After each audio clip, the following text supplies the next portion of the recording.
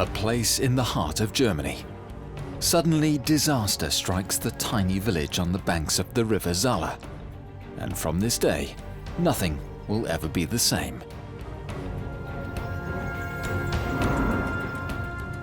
It strikes the single father and the young woman. A young mother with her baby, and the family with lots of children. Thousands of years later, their fate will attract worldwide attention. There are no witnesses and no written records. What happened on this dramatic day in Eulau, close to the site that saw the discovery of the mystic Nebra sky disk?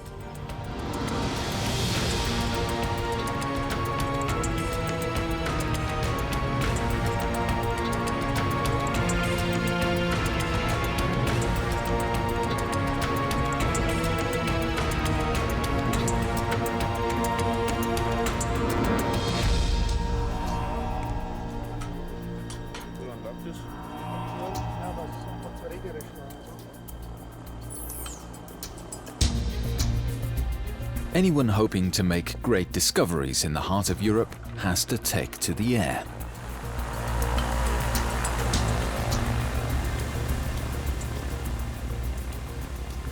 A bird's eye view offers the best chance of recognizing any traces of the past.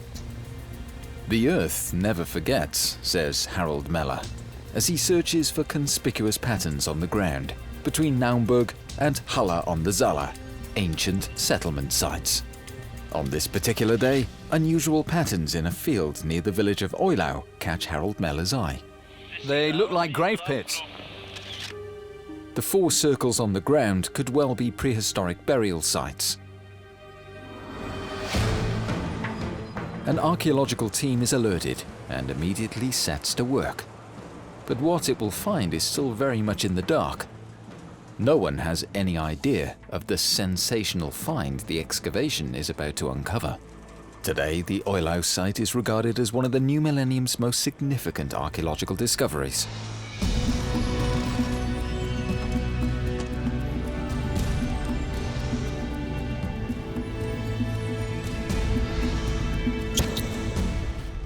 Site director Robert Ganselmeier intently monitors his team's well-rehearsed routine.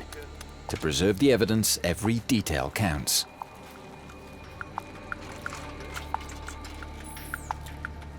Bones are uncovered. Human bones. Several skeletons lying close together. Without any doubt, it's a burial site, and the care with which the dead have been laid to rest is quite remarkable. 2 men, 3 women, and 8 children. Did they die from natural causes, fall victim to disease? Or was there a more violent reason? It soon becomes clear that some kind of atrocity has taken place here. It is an extremely atypical, mysterious find, and it leads the archaeologists to take an unusual path.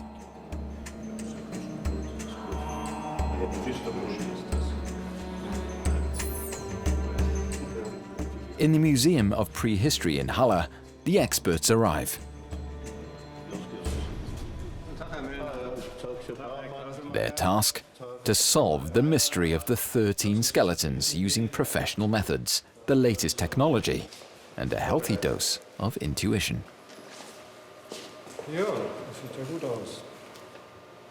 Mr. Ganselmeier, the police would say you have uncovered the crime scene. Can you tell me how many bodies were found there and explain what happened? Yes, altogether 4 graves were uncovered, with between 2 and 4 people in each one. So a total of 13 individuals altogether. Mr. Meyer, all the victims in these graves have injuries which seem to originate from a violent struggle. That's right. In each grave, there's 1 or more individuals definitely showing very clear signs of inflicted force. Here's an arrow tip. Here you can see again in more detail that the arrowhead really is sticking in the spine. There were also injuries to the skulls. There is a child that was beaten to death, a woman that was beaten to death, and 2 men show clear signs that they tried to defend themselves. Inspecting the crime scene is a standard procedure for criminologists. But for BKA profiler Michael Baumann and anthropologist Christian Meyer, this is not quite what they're used to. The nature of the burial indicates that this discovery is thousands of years old. But what is actually known about the people who lived at that time? A massacre at some time in the dim and distant past. The investigation team's chances are not good. The very idea of finding perpetrators and motives would have been a mere illusion until recently. But the methods of modern archaeology and criminology have advanced rapidly.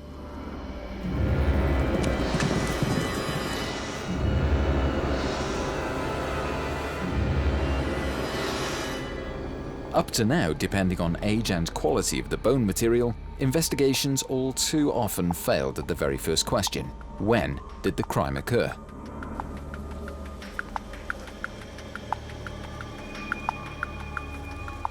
To determine the victim's time of death, a bone analysis is required. Protective clothing and disinfectants are used to prevent the samples from being contaminated. Only then can a fragment of a rib be delicately removed and sent carefully packaged to the laboratory. At Kiel University, the complex procedure begins of examining the piece of bone to unlock one of its greatest secrets, its age. Cleaning and grinding the sample are among the basic skills required. The Leibniz Laboratory for Radiometric Dating and Stable Isotope Research is a world leader in its field. Despite all its high-tech instruments and equipment, at first sight, the lab is more reminiscent of an alchemist's workshop. Step by step, the analysis is prepared.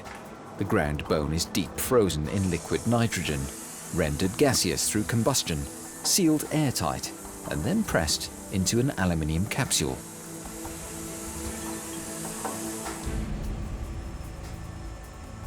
The multiply modified bone sample is now placed into a so-called mass spectrometer. Here it is bombarded with cesium ions.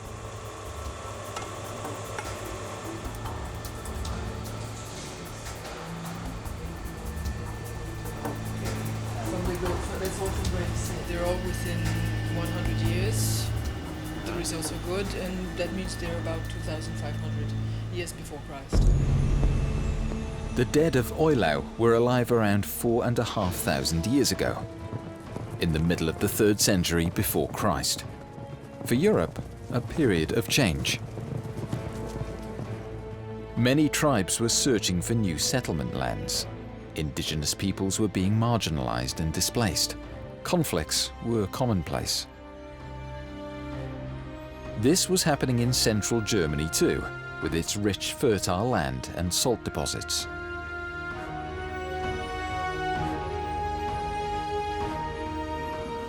What can you tell us about this 4-man grave here? That's the grave we observed first. This is the artist's impression of it. It's a moving image. Is this a father and mother watching over and embracing their children in death? At Mainz University, DNA analyses of the remains are to clarify the relationships precisely.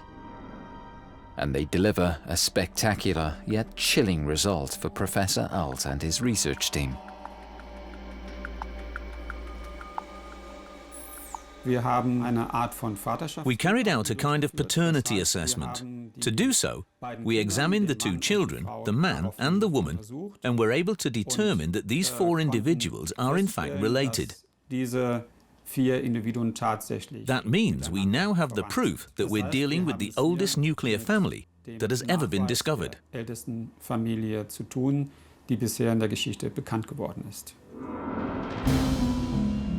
It's a worldwide sensation. The oldest family ever discovered in human history was found buried in Eulau. The first thought is, if a nuclear family is found interred so tenderly, they must have been buried by people who were extremely well acquainted with them. But who had buried this family and the others so affectionately? The killers would at best have buried their victims hastily to conceal the deed. But here, all indications suggest a solemn burial ceremony.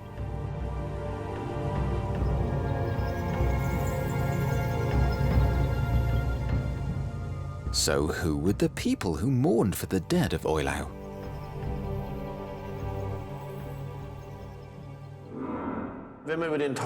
When you think about the crime scene, you get the feeling that it happened in the confines of a village. They weren't cut down by bows and arrows. The first was hit by one, but the others suffered blows to the head with battle axes. Can the events be placed chronologically at all? Yes, we should definitely try to do that. I would guess that the woman being hit by the arrow was one of the first attacks, carried out from distance. Then we have the hand-to-hand combat that followed. That immediately throws up the question, was there a village nearby? We've discovered settlement land in the immediate surroundings, so that means we can assume there was a village here.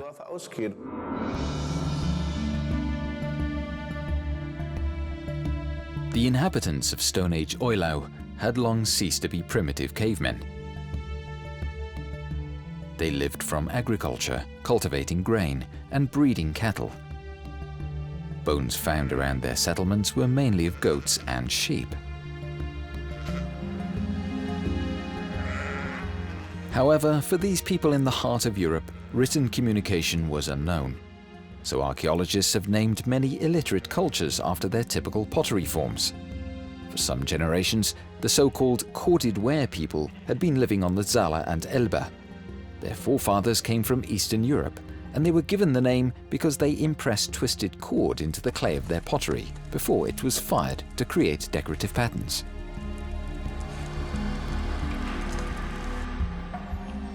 The first craftsmen provided a certain prosperity. They are masters in the production of stone axes and knives. The flint stone blades are extremely sharp. And even dolls already have a place in the lives of these people.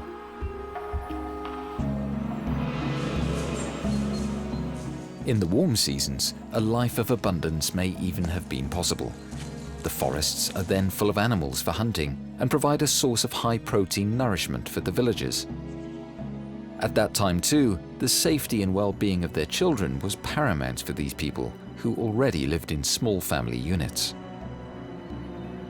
Murderous attacks were by no means commonplace at that time, at least that's what the experts believe.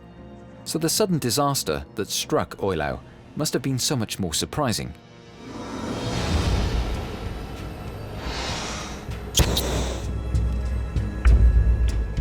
One by one, each skeleton is carefully uncovered and documented, bringing to light a mass of information. For instance, the women lie with their heads to the east, the men to the west, but both genders are facing south. This removes any doubts about which tribe they belong to, as each one buried their dead in accordance with their own rituals. This is definitely corded ware culture, as you can see from the grave offerings. That's clearly the axe there, and over there, very important, is the meat offering. Oh yes, the meat offering, I can see that. A piece of meat for the journey to the afterlife. Drinking vessels. The grave offerings confirm the religious beliefs the victims lived by. No doubt whatsoever, the 13 dead belonged to the immigrant culture of the corded ware people. And then the climax, the battle axe. The male status symbol follows into the grave. But who snuffed out their lives and why? There are still no clues to suggest who may be responsible. Mr. Baumann, what is it you have to deal with? What kind of violent cases? Well, in cases of murder and violent death in Germany, the perpetrators mainly come from the close social environment. Look at the headlines. Mass murder out of jealousy. That's typical for the kind of thing that happens here. Or here, for example, bride, groom and wedding party brutally murdered. This shows that the especially serious crimes here are committed by members of the family, by relations, acquaintances from the neighborhood. Is that also conceivable here in our prehistoric case?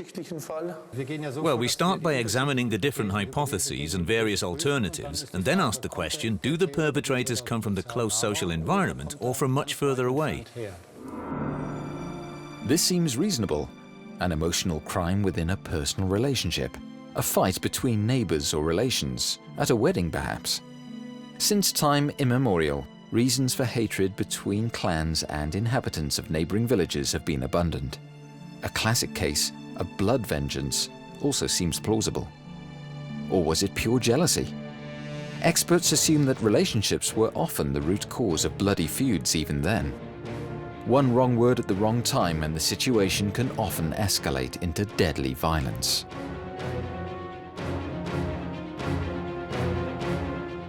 A relationship problem within the social circle, a clan massacre, is the explanation that seems most likely.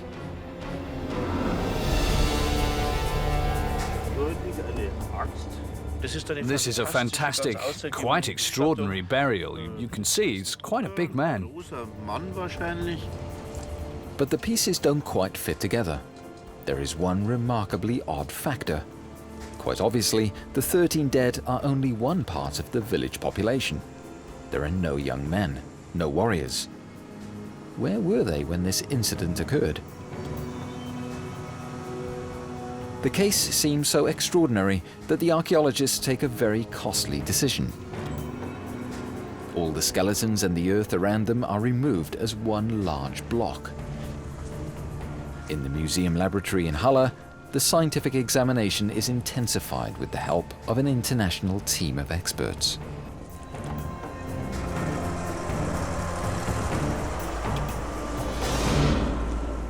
A precise analysis of the circumstances is now intended to achieve the breakthrough.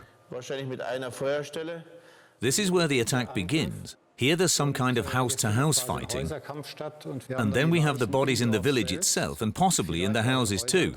However, an interesting question is, why are there no traces of animals' teeth on these bones?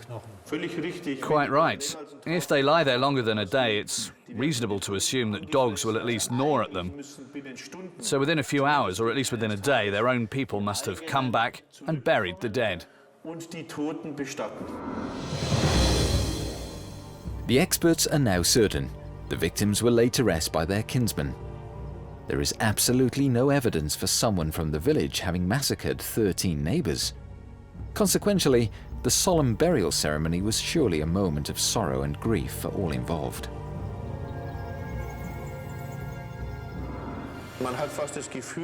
You can almost feel the shock, the tragedy and the grief when you see how the hands of father and child are intertwined and how mother and child are lying face to face.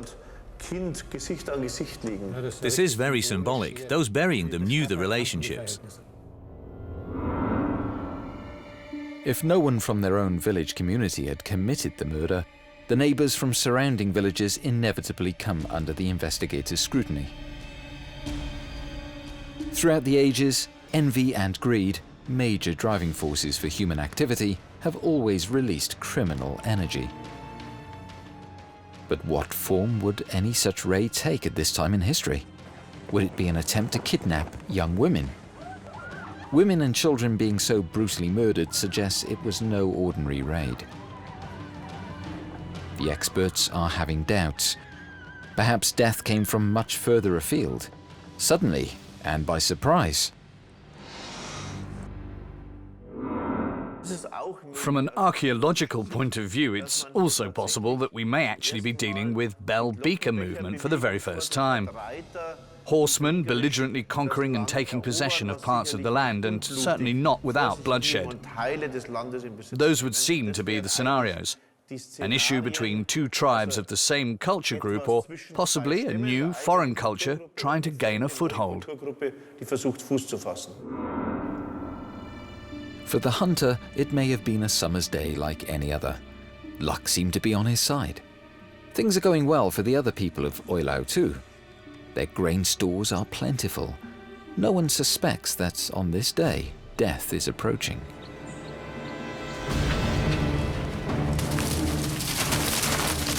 The hunter too is unsuspecting. Who are these people, these unknown horsemen? The inhabitants of this entire area are supposed to be working in their fields. But these people are strangers. Their appearance here does not bode well. If they were traders, they would have stopped at the village and offered their wares.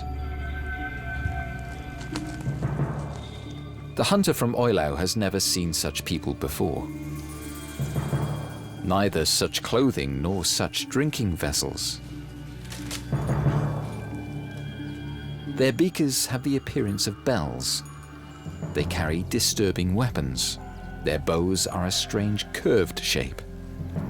And they know how to use them, as the meat on the fire shows.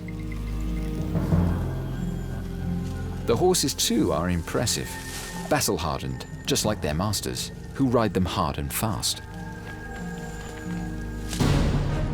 The hunter immediately realizes there's no time to lose. A horde of strangers is approaching. The entire village is alarmed by the news.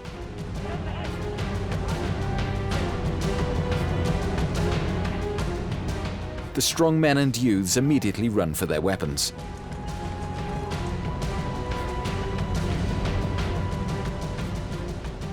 The battle axe was typical for the corded-ware people. Now they have to move fast. Have the horsemen already approached the village without being seen? Have Eulau's defenders set off in the wrong direction?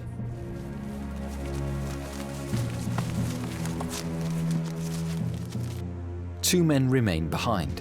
The potter and the hunter don't head out into battle. They are to stay in the village and protect the women and small children.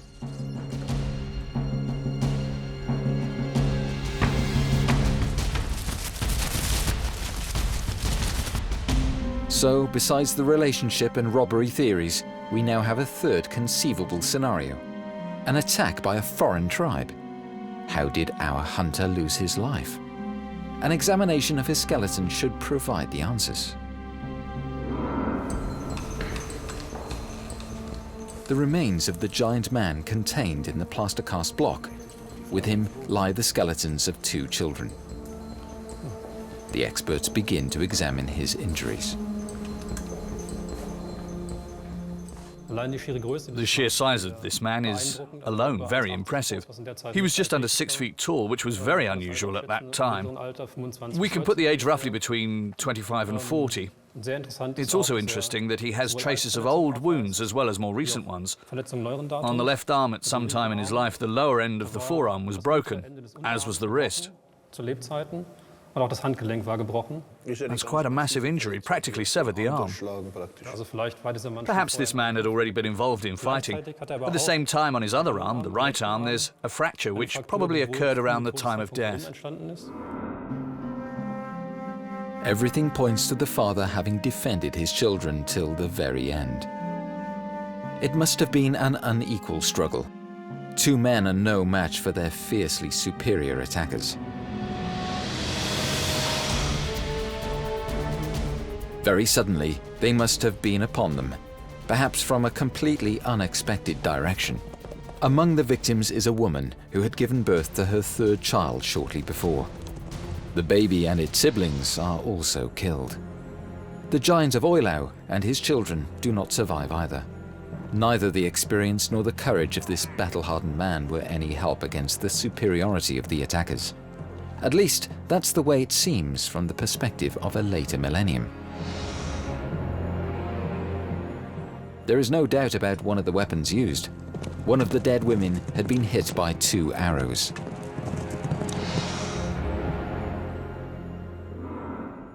Mr. Meyer, what happened to this woman? Can you explain that to us? Yes, fortunately we can determine the exact cause of death. We can see one vertebra with an arrow tip, which has penetrated that vertebra. You can only see the shape of the arrow tip, and from the front you see that it had a cutting edge rather than a real point. It depends on the strength of the bowman and the strength of the bow itself, but we can say it was probably from no great distance away. The vertebra with the arrow tip is removed from the skeleton and taken to the clinic in Halle, where a powerful CT scanner stands ready for an unusual examination. It is hoped the doctor in charge can provide certainty about the nature of the arrow tip, without having to damage the bone. The result, however, is inconclusive. Did the tip break off on impact, or is it a hunting arrow without a tip? You can see in this animation that the arrow tip has penetrated deeply into the vertebral body. The arrow must have gone right through the body for it to stick in the vertebra. The expert's conclusion is that the projectile was launched from a powerful bow. But who had been the bowman? Mr. Ganselmeier, criminologists extrapolate from the murder weapon, from the projectile, to the murderer. Yes, we know the weapon is an arrow, so we decided to examine all possible arrow-like projectiles. Who was in possession of such weapons and arrows? A new clue from Spain provides the scientists with an interesting lead. It comes from a Catalonian research team in the coastal mountains of the Costa Brava.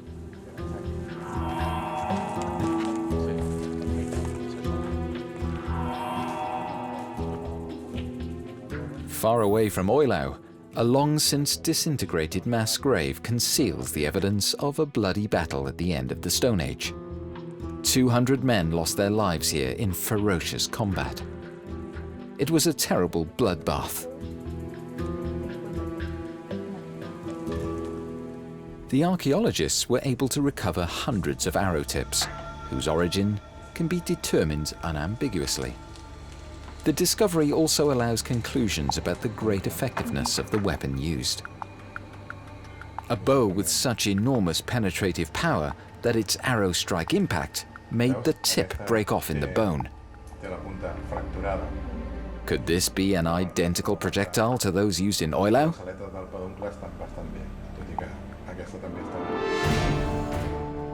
At the end of the Stone Age, there was only one people infamous for such a highly developed weapons technology: the Bell Beakers.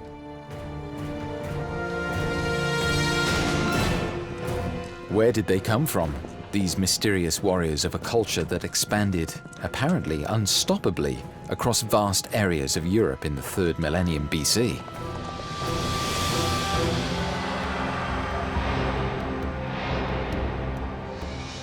In Portugal, a German researcher has been putting together the evidence for a surprising line of argument.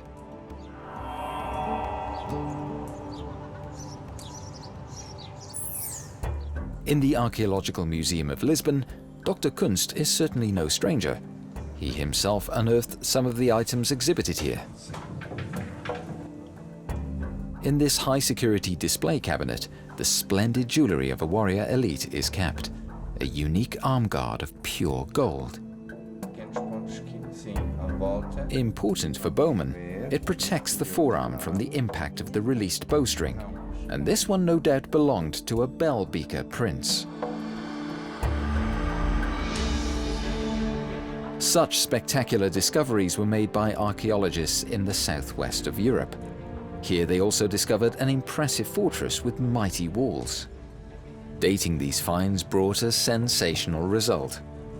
The fortification at Castro of Zambojal was built 5,000 years ago. Was this the ancestral home of the Bell Beaker people?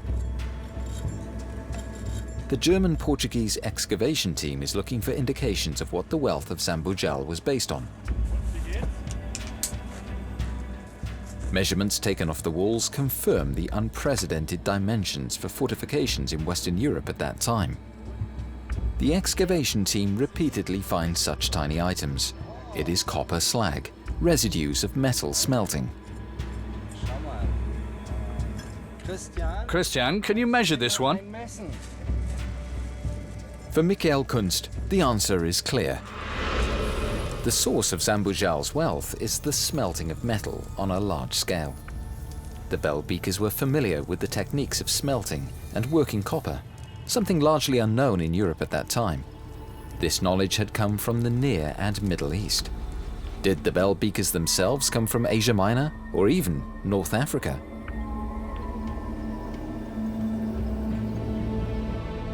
Precious Bell Beaker pottery from Portugal was unearthed by archaeologists in the Bretagne.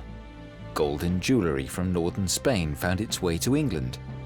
Such transports would only have been possible by sea.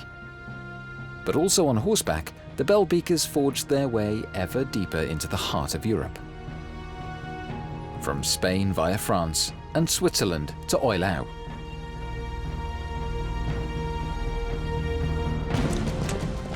But were these mounted bowmen with their far superior weapons technology, whose origins lay on the Iberian Peninsula, really responsible for the massacre at Eulau?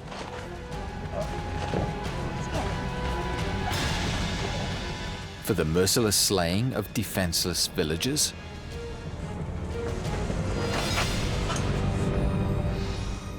The Eulau case is developing into a Stone Age murder mystery of pan-European proportions.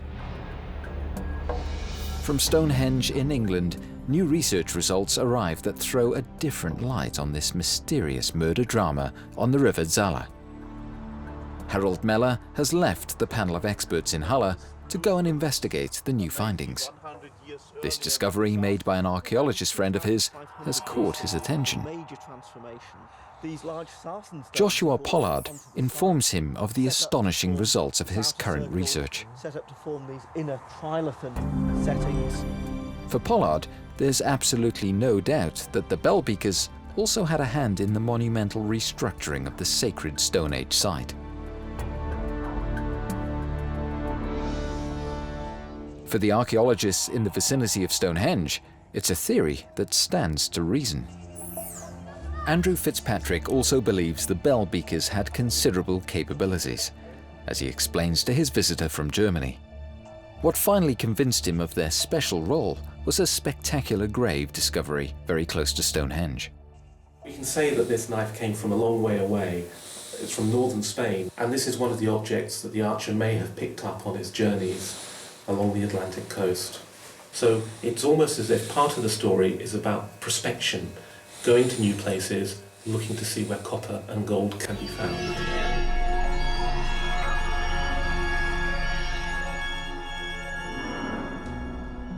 But it was the isotope analysis of the Amesbury archer's teeth that revealed the real sensation.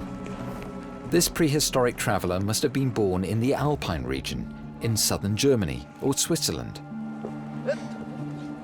A fascinating idea. 4,300 years ago, a man sets off on a journey from the Alps to England, through inhospitable forests and across the sea, constantly in search of new metals, copper, tin, and gold. Today, archaeologists know that the Bell Beakers evidently did not arrive in Britain as an invasion of murderous hordes, but as small elite groups.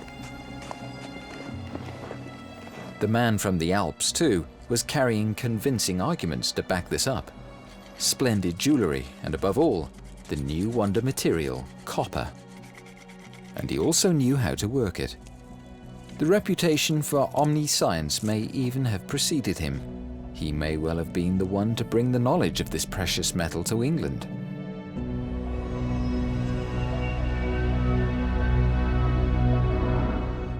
In Stonehenge, Joshua Pollard can even present a brand new archaeological theory to his visitor from Halle.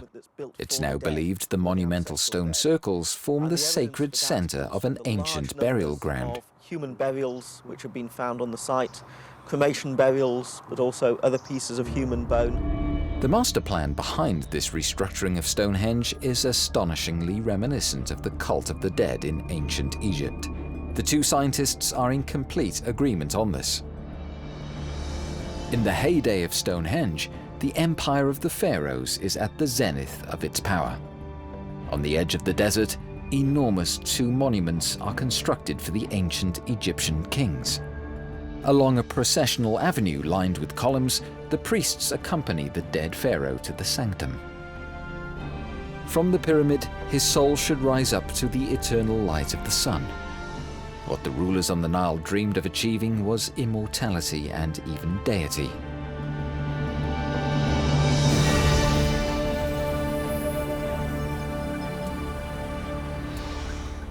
In Stonehenge on the River Avon, Joshua Pollard has meanwhile discovered remains of a temple and a processional avenue.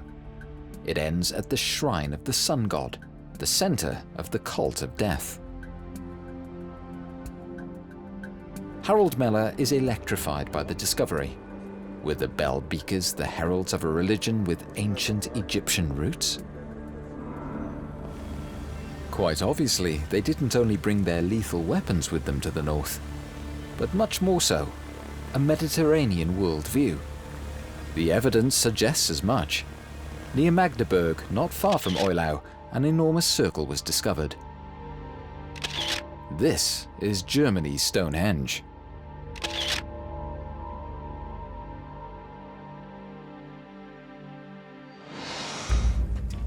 Shortly afterwards, excavations begin in the meadows on the banks of the Elbe. A young scientist is the on-site director of the project Bimmelter Circular Ditch Enclosure.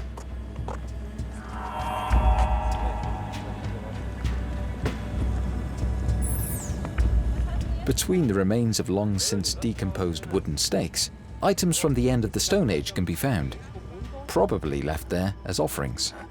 Was this place a festival site or a burial ground, like Stonehenge? A computer reconstruction is to provide the final clarification.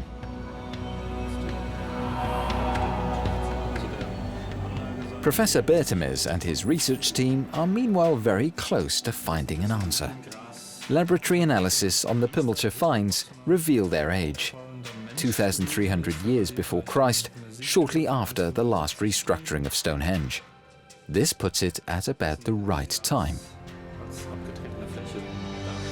A computer helps to determine the alignment of the circle in relation to the course of the celestial bodies at that time. A ritual site for the cult of death and the rebirth of life. Possibly a place of reconciliation between former enemies. Between Bell Beakers and corded ware people, united in a new faith? We believe today that this state of peace and this understanding gave rise to those outstanding cultures of the early Bronze Age that created the Nebra sky disk. One thing has become quite clear. The Bell Beakers brought progress to Europe. They did not come as rampant conquerors. This would tend to rule them out as suspects in Eulau. The solution had seemed so close.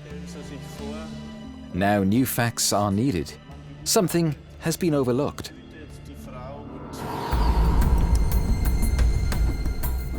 Does the secret lie in the victim's teeth, perhaps?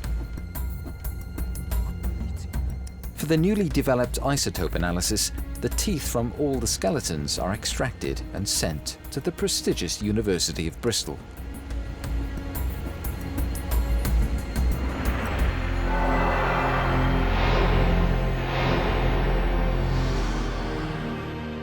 In the West Country City's Archaeological Institute, one by one, the teeth are cleaned carefully.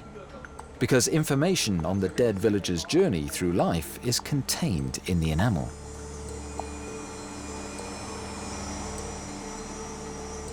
The radioactive isotope strontium occurs all over the world in water, but in very different concentrations. With every sip of water a child takes, an amount of strontium very specific to its own environment is ingested and deposited in the teeth enamel as long as the child is still growing. This amount, similar to a fingerprint, defines the region in which a person grew up.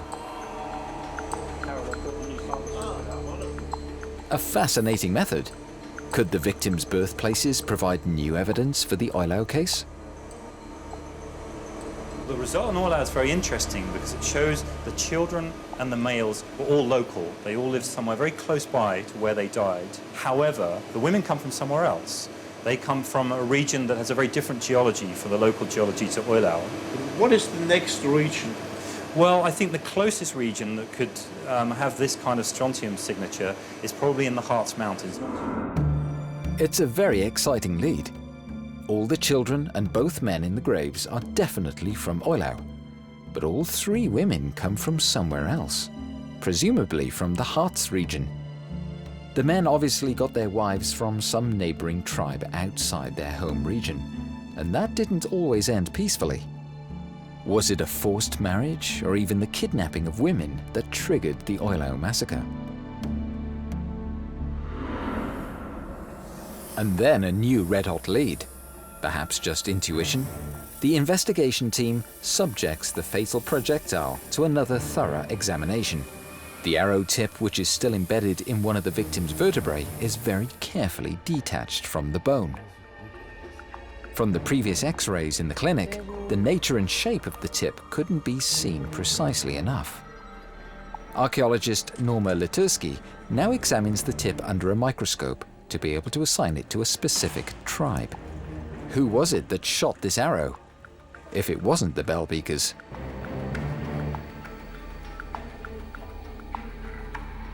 The projectile has clearly not been made with a point, but deliberately angular. Neither is it smooth and fine, but coarse and rough-edged. This considerably narrows down the circle of suspect tribes.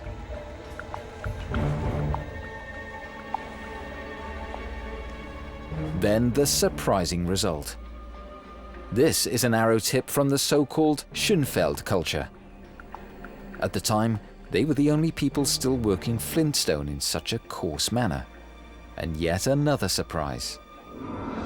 The Schönfelders settled in the Harz region, where in all probability the Eulau women also came from. A plausible motive. All too often, women were a pivotal factor.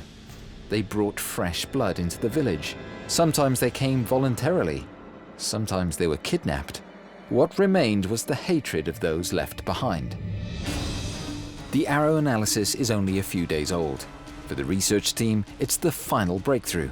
Now, after 4,500 years, the image of the killers from the Harz region emerges clearly. Harold Meller finds yet another indication, thus confirming his colleagues' research results. The Schönfelder type of stone axe fits precisely into the fractures of the skulls found in Eulau.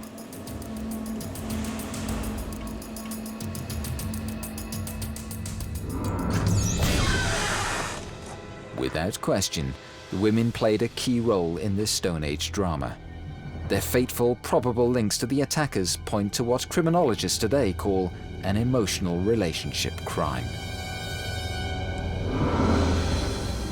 But one thing it certainly was, even 4,500 years ago, a brutal mass murder. The 13 dead of Eulau, fathers, mothers, and their children. Among them lies buried the oldest family ever found in the history of mankind.